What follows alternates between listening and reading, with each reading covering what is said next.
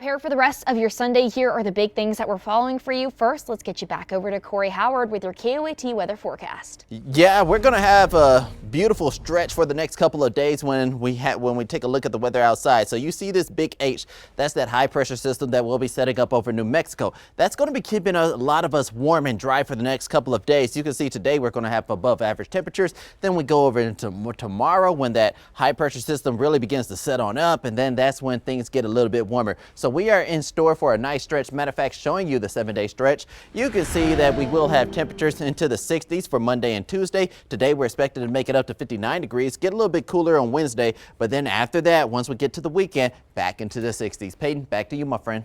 In this morning's top stories, a federal judge has refused to block the Trump administration's immigration enforcement surge in Minneapolis, allowing operations to continue for now. The decision comes as the issue has become a flashpoint in Congress, helping trigger a partial government shutdown over demands to reform ICE tactics. Democrats say more accountability is needed, while the administration says it will keep pressing ahead as negotiations continue. Iran's supreme leader is warning that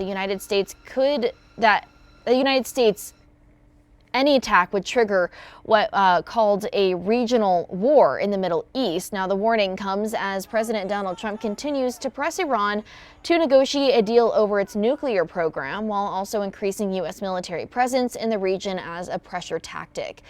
Millions more pages of the Epstein files have now been made public. The Justice Department says this marks its final release, including about 150,000 images and 2,000 videos, more than a month after the deadline. The DOJ also acknowledged withholding millions of additional pages, citing concerns over victim privacy and possible child sex abuse material. With just over 2 weeks left in the 2026 legislative session, lawmakers are rushing to tackle major issues, including public safety, childcare, and healthcare. One bill aimed at reforming medical malpractice law just cleared a key committee. KOAT's John Rapolo has been tracking the debate.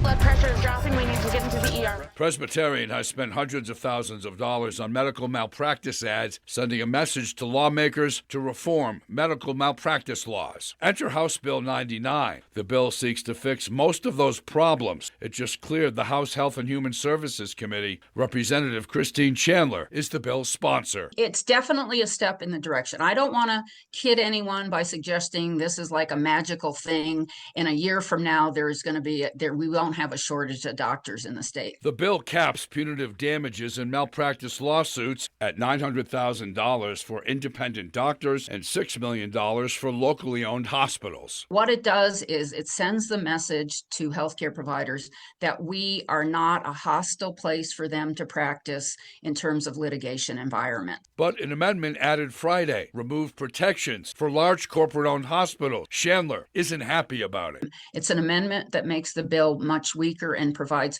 a much less protection to a large number of healthcare providers in the state. Republican Representative Alan Martinez, the House Minority Whip, reached across the aisle supporting the bill. But Martinez agrees with Chandler and doesn't like the amendment. And it kind of guts the whole thing. We want to protect as many doctors and providers as we possibly can. John Rapolo, KOAT, Action 7 News. The New Mexico Trial Lawyers Association released a statement saying House Bill 99 isn't perfect, but they are pleased to see protection for patients that are harmed by multi-billion-dollar corporations. The legislative session ends on February 19th.